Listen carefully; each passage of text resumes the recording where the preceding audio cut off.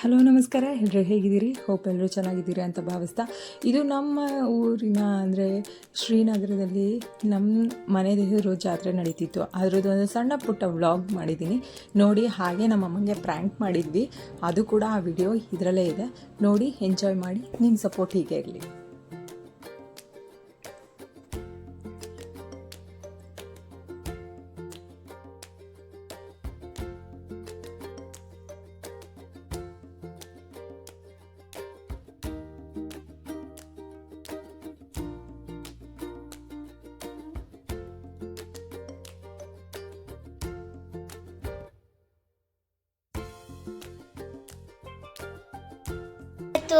ನಮ್ಮೂರ ಹಬ್ಬ ಇತ್ತು, ಅದಕ್ಕೆ ಎಲ್ಲರೂ ರೆಡಿ ಆಗಿಬಿಟ್ಟಿದ್ದೀವಿ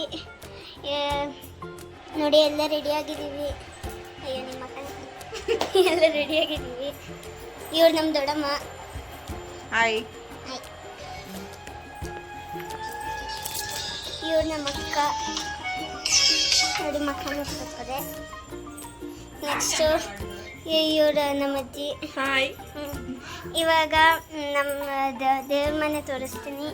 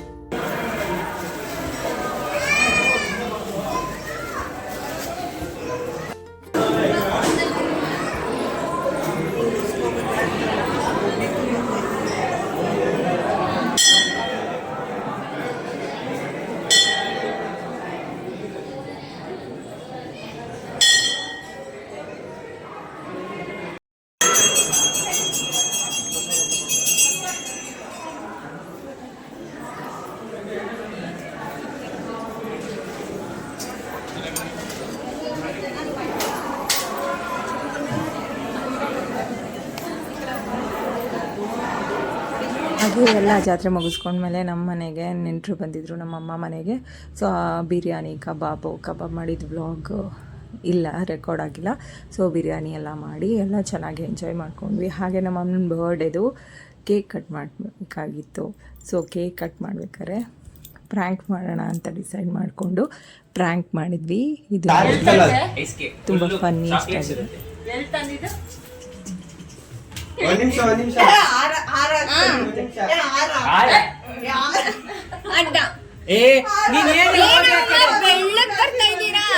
ಬೆಳ್ಳಕ್ಕೆ ತೊಳೆದಿಲ್ಲ, ಮಧ್ಯಾಹ್ನ ತೊಳೆದಿಲ್ಲ. Happy birthday to you, happy birthday to you, happy birthday to you. ಪೆಂಗ್ ಪೆಂಗ್ ಆಡ್ನೆ ಅಲ್ಲೋಡಿ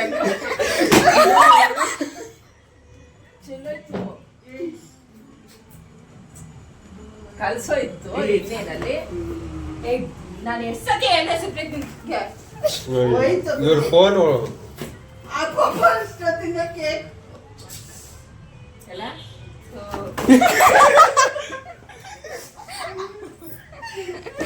ಕೇಕ್ ತತ್ತೀನಿ ಅನ್ಕೊಂಡ್ರ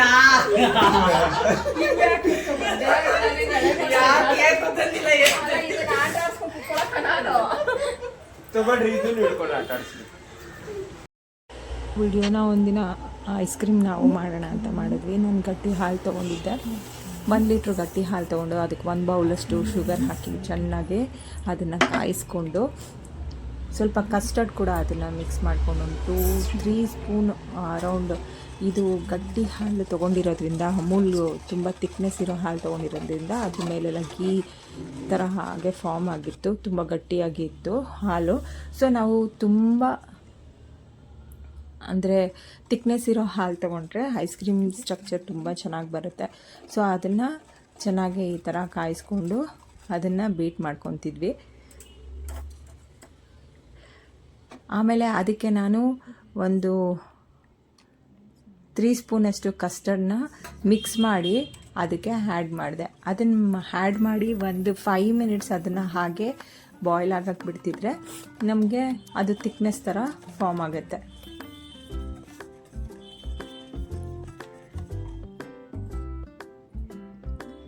ಆ್ಯಕ್ಚುಲಿ ಈ ಪ್ರೋಸೆಸ್ಸು ಅರೌಂಡ್ ಒಂದು 1/2 hour to 1 hour ತೊಗೊಳುತ್ತೆ. ಸೊ ನಾವೇ ಮನೆಯಲ್ಲಿ ಮಾಡಿಕೊಂಡ್ರೆ, ಹೊರಗಡೆ ಎಲ್ಲ ಪ್ರಿಸರ್ವೇಷನ್ ಹಾಕಿರ್ತಾರೆ. ಸೊ ಇದನ್ನು ನಾವೇ ಮಾಡಿಕೊಂಡ್ರೆ ಆರಾಮಾಗಿ 1 ಲೀಟರಲ್ಲಿ ನಾವು 1 ಲೀಟರ್ ಅಷ್ಟೇ ಐಸ್ ಕ್ರೀಮ್ ಮಾಡ್ಕೊಬೋದು.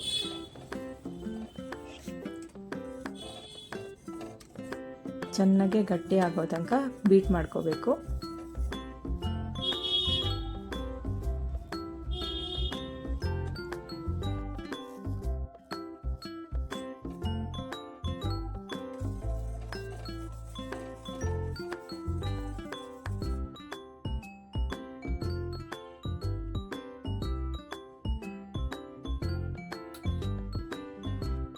ಆಮೇಲೆ ನೋಡಿ, ಇಲ್ಲಿ ಐಸ್ ಟ್ಯೂಬ್ನ ಒಂದು ಬೌಲಲ್ಲಿ ಹಾಕ್ಕೊಂಡು ವಿಪ್ಪಿಂಗ್ ಕ್ರೀಮ್ ಯೂಸ್ ಮಾಡ್ಬೋದು, ಇಲ್ಲಾಂದರೆ ಮಾಮೂಲಿ ಅಮೂಲ್ದ ಕ್ರೀಮ್ ಬರುತ್ತೆ.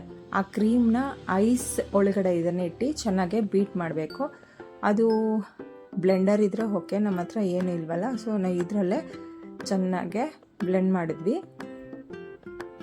ವಿಪ್ಪಿಂಗ್ ಕ್ರೀಮ್ ಹಾಕಿದ್ರೆ ತುಂಬ ನೊರೆ ಬರುತ್ತೆ, ಬಟ್ ನನಗೆ ಅಲ್ಲಿ ಸಿಕ್ಕಲಿಲ್ಲ ಎಲ್ಲೂ. ಸೊ ಜೆಪ್ಟೋದಲ್ಲಿ ಹುಡುಕಿದ್ರೆ ಸಿಕ್ಕತ್ತೆ, ಬಟ್ ನನಗೆ ಅಲ್ಲಿ ಸ್ಟಾಕ್ ಖಾಲಿ ಆಗಿತ್ತು. ಸೊ ಕ್ರೀಮೇ ತೊಗೊಂಡೆ. ಇದನ್ನು 1 ಪ್ಯಾಕೆಟ್ ಪೂರ್ತಿ ಹಾಕಿದೆ. 1 ಲೀಟರ್ಗೆ 1 ಪ್ಯಾಕೆಟ್ ಪೂರ್ತಿ ಹಾಕಿ ಅದನ್ನು ಚೆನ್ನಾಗಿ ಬೀಟ್ ಮಾಡ್ಕೊಂಡ್ವಿ.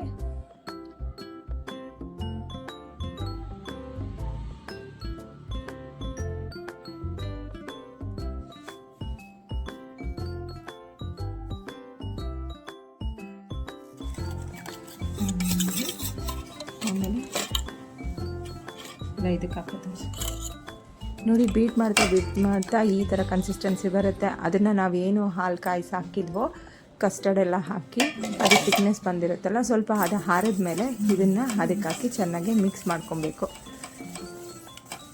ಎಷ್ಟಾಗುತ್ತೋ ಅಷ್ಟು ಮಿಕ್ಸ್ ಮಾಡಬೇಕು. ಆ್ಯಕ್ಚುಲಿ ವಿಡಿಯೋ ಸ್ಕಿಪ್ ಆಗಿದೆ.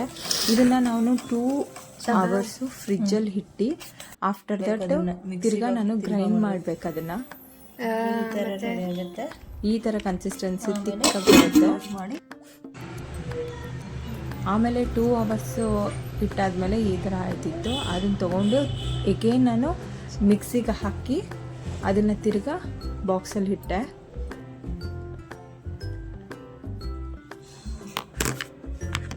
ಇದೆಲ್ಲ ಅರ್ಜೆಂಟಿಗೆ ಮಾಡ್ಕೊಳಕ್ಕಾಗಲ್ಲ. ಆಫ್ಟರ್ ಒಂದು 7-8 hours ಆದಮೇಲೆ ನಮಗೆ ಐಸ್ ಕ್ರೀಮು ಈ ಥರ ಬಂತು. ತುಂಬ ಟೇಸ್ಟಿಯಾಗಿತ್ತು, ಸಖತ್ತಾಗೂ ಇತ್ತು.